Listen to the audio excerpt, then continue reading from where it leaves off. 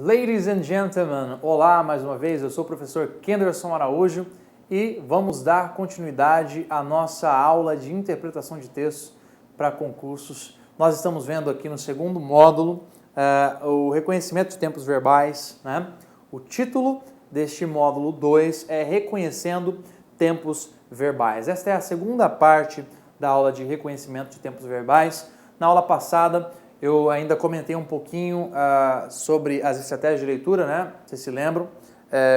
Quando nós fomos ler um texto composto com o verbo que nós estudamos na aula passada, que foi o verbo to be. Nós vemos as estruturas do verbo to be, são, respectivamente, as estruturas de presente e passado, ok? Falamos a respeito de pronomes como uma estratégia principal de leitura, aliás, de aprendizado, né, dentro do contexto da leitura, obviamente, de interpretação desse verbo, do verbo to be, né, que é um verbo que todos nós vimos aí bastante durante a nossa vida escolar, ok? Bom, essa aula, ela tem como objetivo dar continuidade a esse tema, ok? Hoje nós vamos ver um pouco mais de conteúdo mais denso nesse sentido, interpretar texto, obviamente, que conste esses elementos textuais, ok? Esses verbos, etc e tal.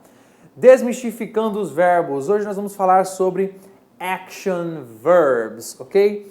What are action verbs? O que são action verbs? Bom, o verbo to be, como todos nós já sabemos, é o verbo ser ou estar em inglês e ele constitui boa parte daquilo que nós falamos e boa parte de outros tempos verbais que nós vemos na língua inglesa, ok? Quando eu falo de present perfect, quando eu falo de present continuous, por exemplo, se eu quero dizer que está chovendo agora, eu vou me utilizar do verbo to be, alright? It is raining now. Está chovendo agora. E assim sucessivamente. Então o verbo to be ele é parte ativa na maioria dos outros tempos verbais também. Já os action verbs, eles são verbos que descrevem ações, ok? Eles são verbos, por exemplo, o verbo rain, da própria frase que eu utilizei anteriormente como exemplo para o verbo to be. It is raining. O que é que está acontecendo? It is raining. So, chovendo. O verbo chover está aí nesta oração, ok? They are watching TV. Eles estão assistindo TV. They watch TV. Eles assistem TV, ok?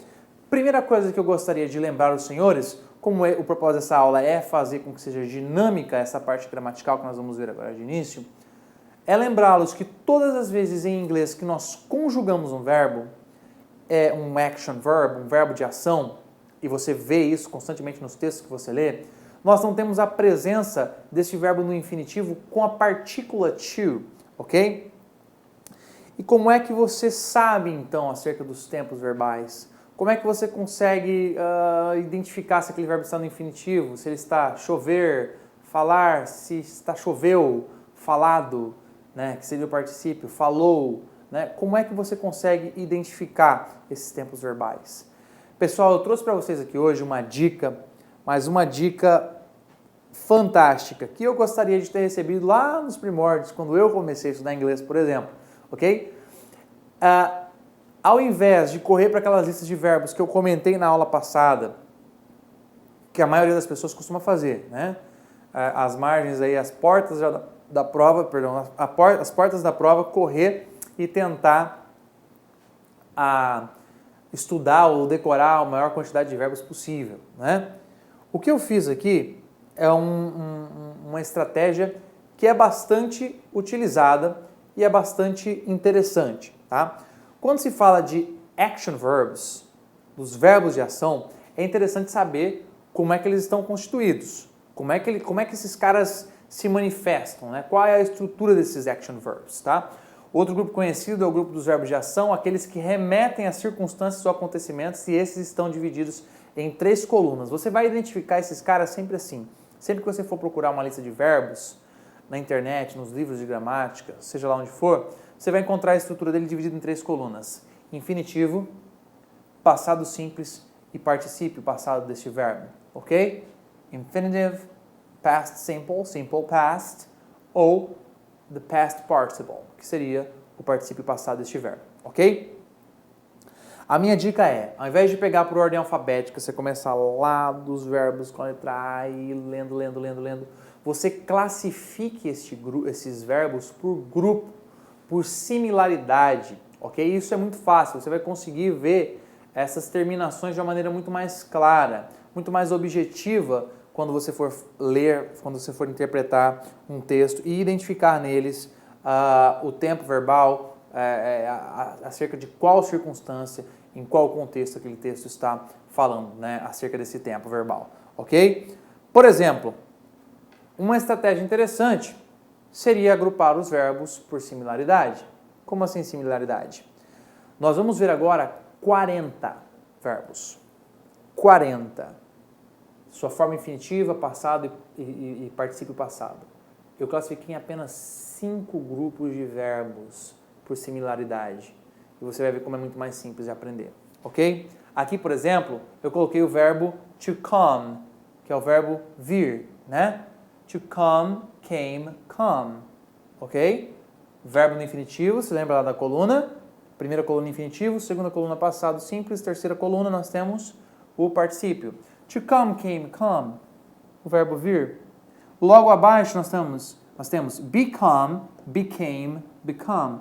Reparem que a terminação desses verbos é exatamente a mesma, ok? O verbo become é se tornar, passar a ser, vir a ser, ok?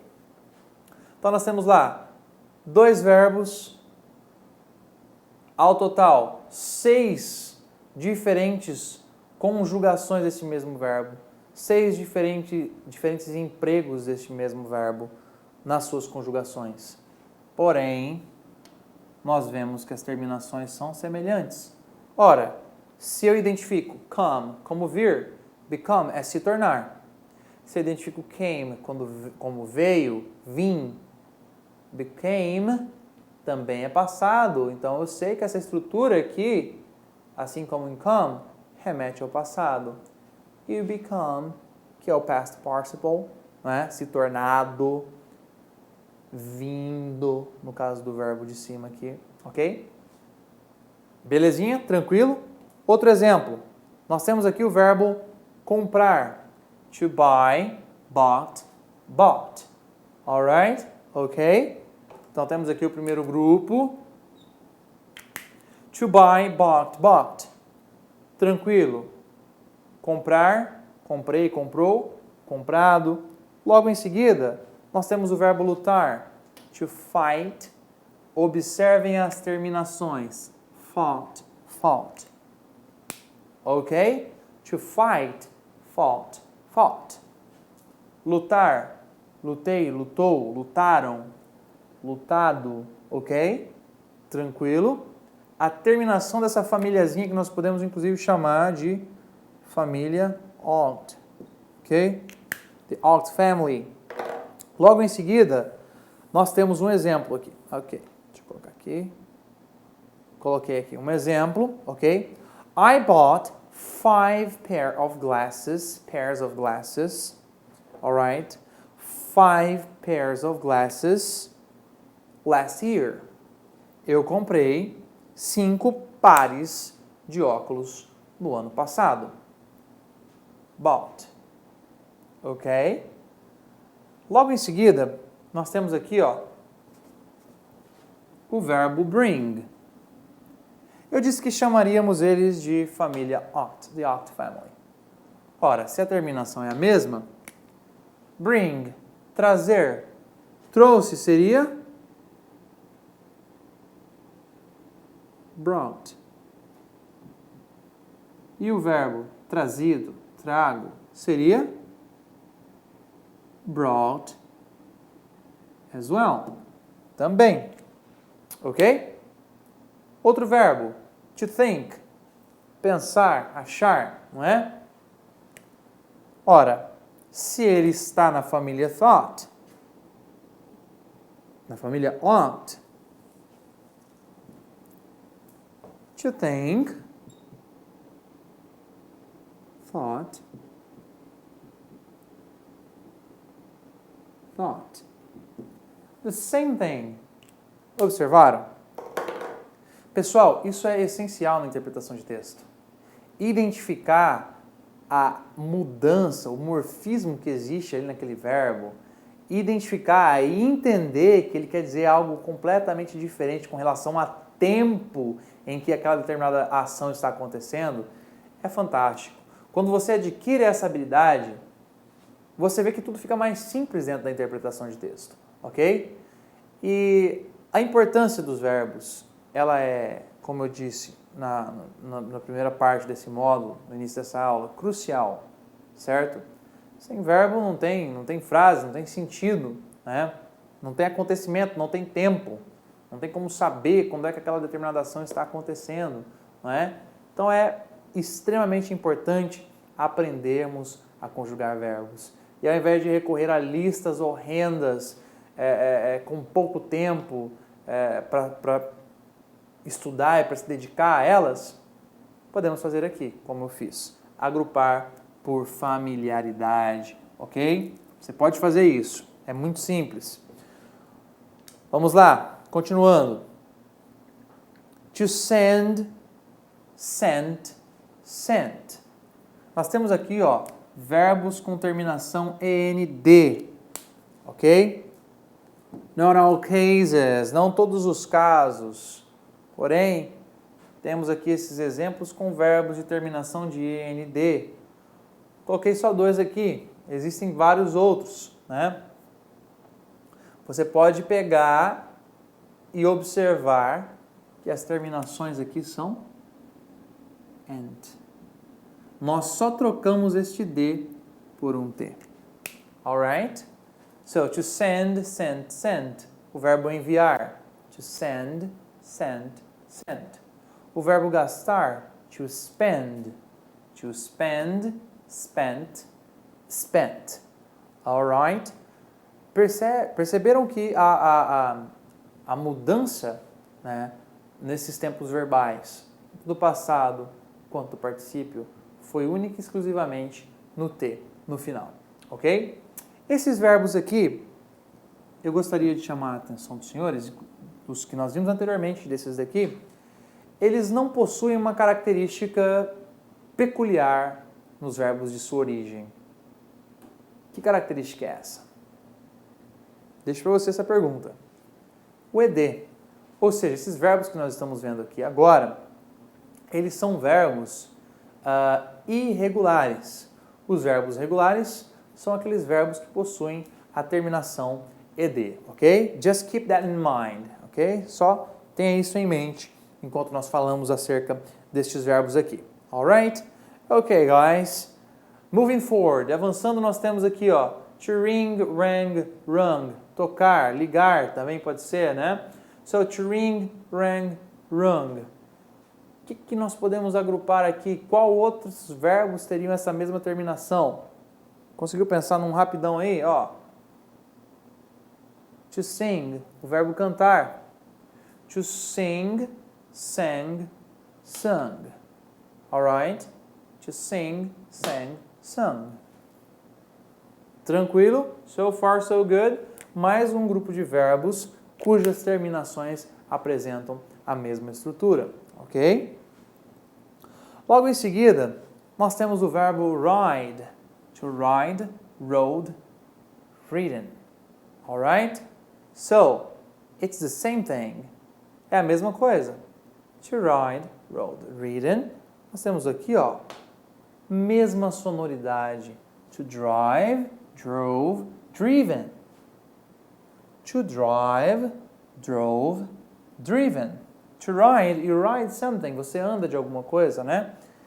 To drive, dirigir. Rode, drove. Ridden, driven. Perceberam aí? A mesma terminação, mesma sonoridade, ok? Essa é uma dica muito interessante. Eu encerro aqui com o verbo to know, que, diga-se de passagem, é dito um dos verbos com variações mais estranhas aí. O verbo to know acompanha a mesma diretriz, a mesma estratégia, né? Nós temos aqui, ó, a terminação OW. To know, knew, known. To know, knew, known. Saber ou conhecer. Olha esse outro verbo. Crescer. To grow, grew, grown. To grow, grew, grown. Alright? The same thing. A mesma coisa. Terminação ao W. Ok?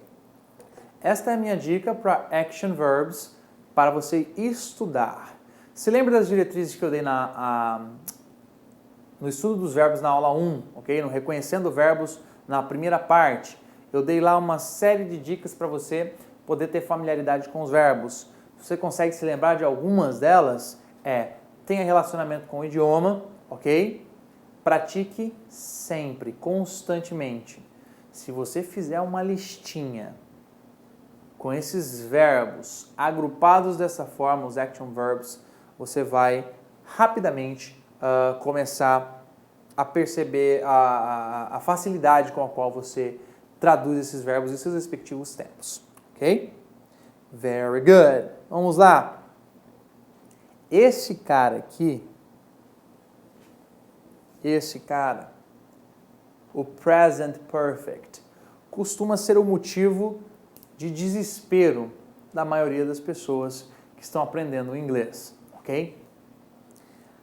Inclusive, eu gostaria, antes de apresentar o present perfect, eu gostaria de apresentar um outro action verb, né? Que é esse cara aqui.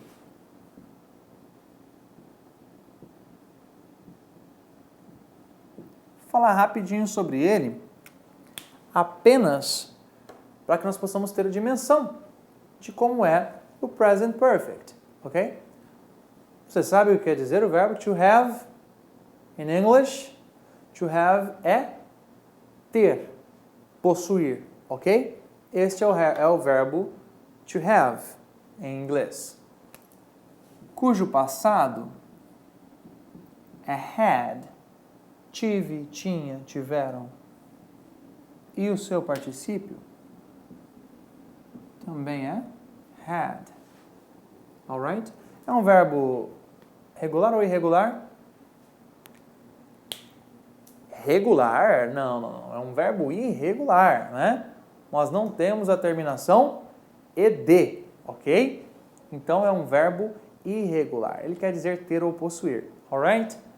Só que, quando nós temos a estrutura de present perfect, o verbo have vai estar ali como um auxiliar para compor a frase. Se lembra que todos os verbos, eles se manifestam com essas três estruturas, não é? O infinitivo, o passado e o particípio são as três colunas. O present perfect é um verbo que tem como característica utilizar sempre esta última coluna dos verbos, ok? E mais do que isso, o present perfect se utiliza dessa última coluna de verbos para falar de algo que já aconteceu. Apesar de termos esse nome present perfect, que nos induz a chegar a uma conclusão de que de repente esteja falando do presente, ele está falando de algo que aconteceu no passado, que ainda tem alguma relação com hoje, que começou lá e se desdobra até hoje, né? Bom, nós temos aqui, o verbo have, alright? Bom, como é que nós conjugamos o verbo have? Vou apagar aqui rapidamente. Da seguinte forma, I, you, he, she, it. Vou colocar aqui o you, que na aula anterior eu pulei por se repetir no singular e no plural. We e they. Ok? Alright. I have. You have. He, she e it. Como são os moleques zica, né? Do inglês, eles têm essa alteração. Se lembra lá no verbo to be? I am, you are, he, she, it, is. Aí volta para are de novo, né? Então, quando for he, she, it, nós temos a presença desse verbo como has. E depois que voltar para essas pessoas aqui, ele volta a ser have. Então, no geral, isso aqui era para ser uma seta. No geral, pessoal, have para todas as pessoas, menos he, she, it, que é has. Ok? Tranquilo? É muito importante sabermos disso antes de partirmos para a estrutura do present perfect. Ok? Alright? So far, so good? Tudo bem até aqui? Tudo tranquilo? Então, nós temos o have, que pode ser o verbo ter, possuir. Ok? I have a car. Eu tenho um carro. I have a beautiful house at the beach. Eu tenho uma casa bonita na praia.